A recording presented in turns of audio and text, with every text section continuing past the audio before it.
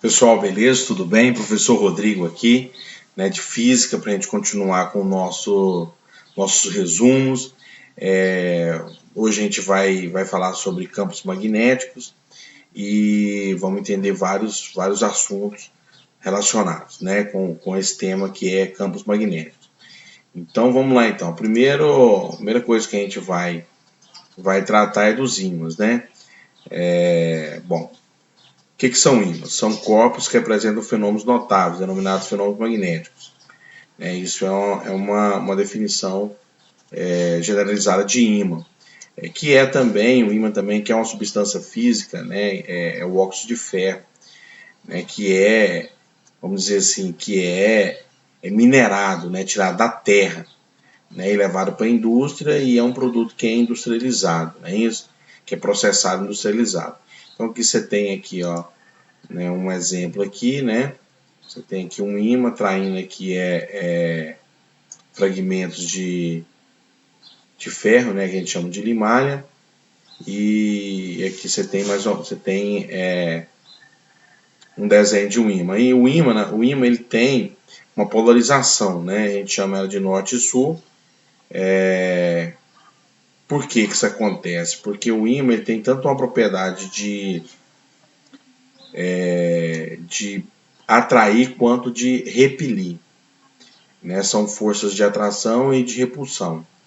Então, daí a questão de ter que polarizar o ímã, né? Por causa dessas propriedades de atração e de repulsão, né? Então, vamos lá. Aí você tem aqui,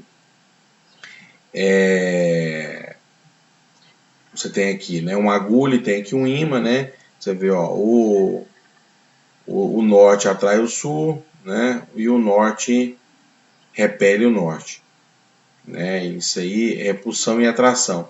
É a propriedade física, né? É a força que está sendo trocada nesse campo magnético aí, beleza?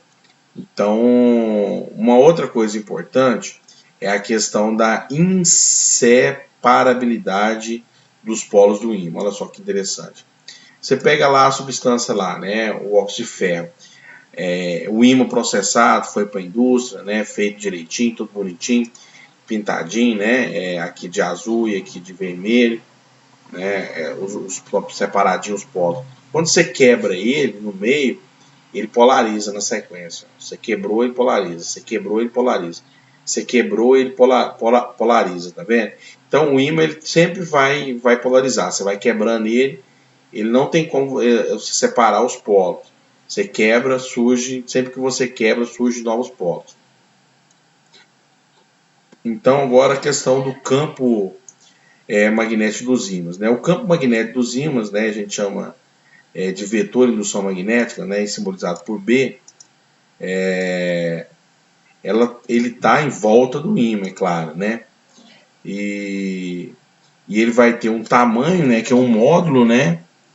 Vai ter uma direção, o módulo é o tamanho do campo, né? A magnitude dele. A direção é se ele está inclinado, se ele está na vertical, se ele está na horizontal. E o sentido do campo é a pontinha da seta, né, para onde ele está indo. Então, olha só aqui, ó. Você tem aqui nessa agulha aqui, né? Esse vetor aqui é o vetor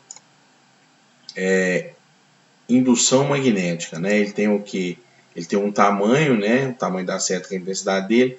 Tem uma direção, que é essa reta suporte que tem o campo magnético, e tem a ponta da seta, que é o sentido do campo.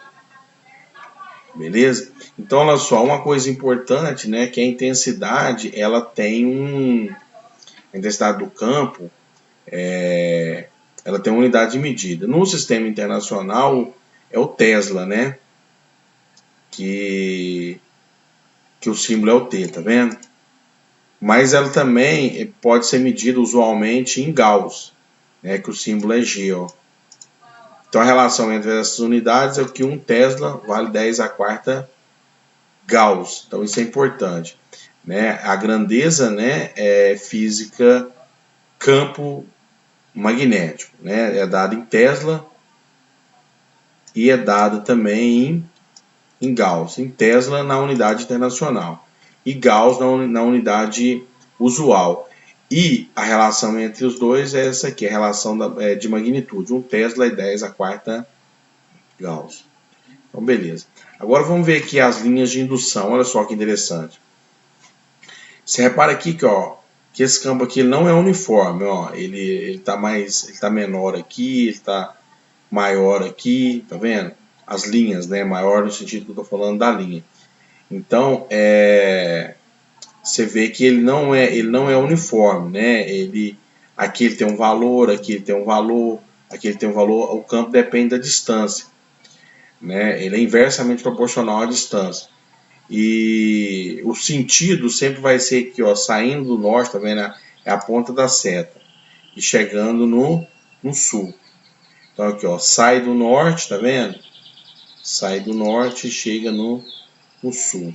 Então esse campo aqui não é uniforme, tá vendo? Ó? Não é uniforme. Aí aqui o ímã tá sozinho, né? E aqui ele está interagindo com essa agulha aqui, ó.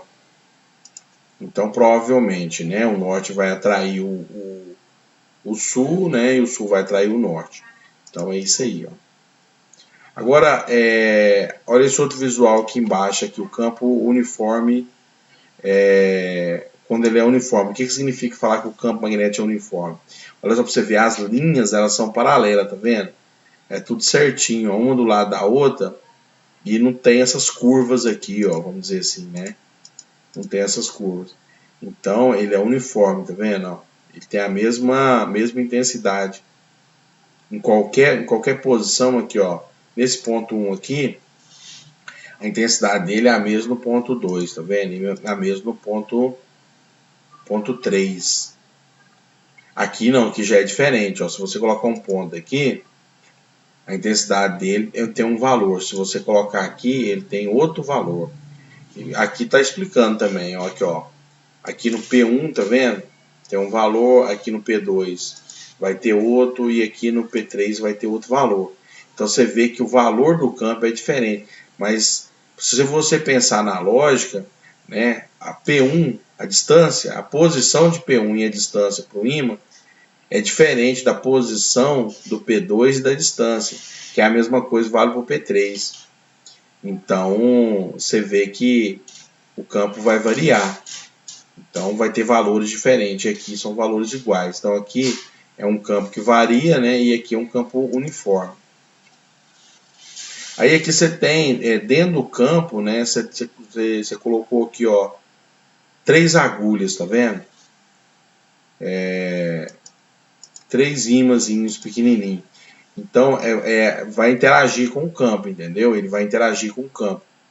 Né? Com certeza ele vai interagir. Como a linha de campo, você lembra? Ela sai do norte e vai para o sul, então repara para você ver que, ó, aqui é o norte, tá vendo? Então ela tá indo pro sul. Então daí o posicionamento do ímã, tá vendo? Olha só, vai ficar assim, ó, essas agulhas, ó. Por quê? Porque a tendência é o que? Da linha sair do norte, tá vendo? E ir pro sul. Então daí vai acontecer isso. Beleza? Então vamos continuando aqui. Agora vamos para o campo magnético das correntes elétricas. Então o que acontece? O que foi observado também? Observado o seguinte. Olha só que interessante. Quando você pega um gerador, né? E coloca um fio, né? Aqui tem um gerador, aqui tem um fio, aqui tem uma chave. Então quando você fecha a chave aqui, vai estabelecer uma corrente. E a corrente com a chave fechada, né? A corrente ela gera um campo magnético, eletromagnético.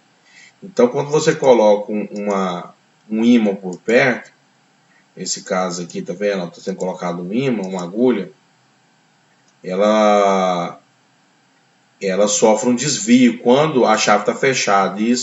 Isso é que revela, né? Porque quando a chave está aberta, tá vendo? Ó, o ímã não acontece nada com a agulha. Quando você fecha aqui, a corrente começa a passar, a agulha muda de posição, tá vendo? Ó, isso significa que apareceu um campo aqui, ó, magnético no fio. Então, por isso que a agulha interagiu. Então,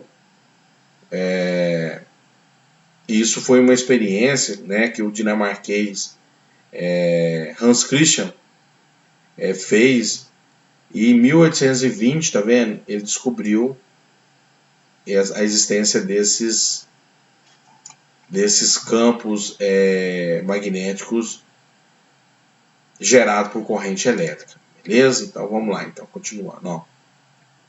Agora o campo magnético no centro de uma espira circular. O que é uma espira circular?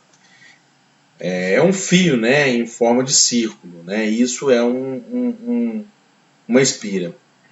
Aí, aqui na verdade, você vai ter, se você está falando de campo magnético, você está falando de uma grandeza vetorial, né? Então vai ter direção e sentido e intensidade, né? Aqui o mais interessante aqui é a questão da intensidade. Olha só, é calculado por essa fórmula aqui, essa equação, ó. μ0i sobre 2r. μ0 é a constante de proporcionalidade, I é a corrente e R é o raio do círculo, né? Uma espira, na verdade, é um fio em formato de círculo, então R é o raio do círculo. Beleza? Então, olha aí, ó, a constante, o valor dela de proporcionalidade vale 4π vezes 10 a menos 7, Tesla vezes metro sobre ampere. Tesla de campo, metro é o comprimento do fio e ampere é a corrente elétrica. Então, isso aqui é a constante de proporcionalidade. A gente chama ela de constante de proporcionalidade μ0. E para esse valor aqui, no sistema internacional, para o vácuo. Nós estamos considerando o vácuo, que é um lugar que não tem nada, certo? Quando isso acontece? Porque há a possibilidade também desse fenômeno estar acontecendo num local que não seja no vácuo, né? Que seja num lugar que possui matéria, que geralmente é o que acontece. Então agora olha só, aqui a gente tem um visual, né? Olha aqui, ó. A gente tem aqui a espira, tá vendo? Ó? Que é o fio em formato de círculo. Aqui a gente tem a corrente girando no sentido horário. Aqui, ó, o centro até a borda do raio. E aqui você tem a regra da mão, vamos dizer assim, a regra da mão direita, né? Que está mostrando aqui o sentido do campo, olha só. O sentido do campo, olha aqui, ó, saindo, certo? Olha aqui. Esse aqui é o campo magnético, beleza? Aí você tem que várias espiras, a gente denomina várias espiras de bobina. Então, você coloca N aqui, ó. Então, várias espiras é uma bobina, beleza? Então, é isso aí. Vamos para frente, então. Ó, o campo magnético de um condutor retilíneo. Regra da mão direita, olha aqui, ó. Você pega o fio aqui, a corrente é o polegar, não é isso? E o raio está no indicador aqui, tá vendo? E o campo é tangente ao círculo, ó. Então, você tem a direção, o sentido e a intensidade. Nesse caso aqui, a intensidade, né, é dado por μ0i sobre 2πr. Então, esse aqui é um caso de campo magnético em um condutor retilíneo, certo? Aí, nesse caso aqui, todas as três coisas são importantes, né? Tanto a direção, quanto o sentido, quanto a intensidade são importantes. Mas o cálculo da intensidade é essa fórmula aqui, ó. μ0i 2πr. Beleza? Agora, campo magnético no interior de um solenoide. Então, vai ter a mesma coisa, direção e sentido e intensidade. A intensidade, olha aqui, é essa fórmula aqui, ó, μ0, N. N é o número de espiras. L é o comprimento, né, do solenoide. E I é a corrente. Nesse caso aqui, é simples de entender, ó. Você tem o solenoide, na verdade, é o que? São várias espiras, né? São várias espiras. Então você tem aqui, ó, o tamanho do solenoide, né? O comprimento do solenoide. Você tem o número de espiras, né? Que é o número de voltas que é dado aqui. Então a razão entre o número de voltas e o comprimento do solenoide e vezes a constante de proporcionalidade e a corrente, isso aí é o campo, é a intensidade do campo magnético, certo? Aí olha para você ver o sentido, ó. É da direita para a esquerda, tá vendo? Só que o sentido ele depende também do sentido da corrente, tá vendo? Ó, a polaridade de um espira e de um solenoide, olha só. Se a corrente estiver girando no sentido anti-horário, tá vendo? O campo vai ser, o sentido do campo é saindo do papel, tá vendo? E se for o contrário, se a corrente estiver girando no sentido horário, entrando no papel, tá vendo ali, ó? Então, bastante detalhe, né? Nesse caso aqui. A intensidade é fácil de entender, né? É só aplicar a fórmula aqui, ó. μ0 N I sobre L, onde o μ0 é dado, né? Que é a constante de proporcionalidade. O N é o número de voltas aqui, né? Que é dado aqui. E o L é o comprimento do solenoide. Então é bem simples, e o I é a corrente. Agora, interpretar a direção e o sentido está relacionado com isso aqui, ó. Se está saindo ou entrando. Aí vai depender o que? Do sentido da corrente, se é horário ou se é anti-horário. Então é isso aí. Isso aí foi o nosso resumo de magnetismo. Espero que todos tenham entendido esse resumo de campos magnéticos, né? E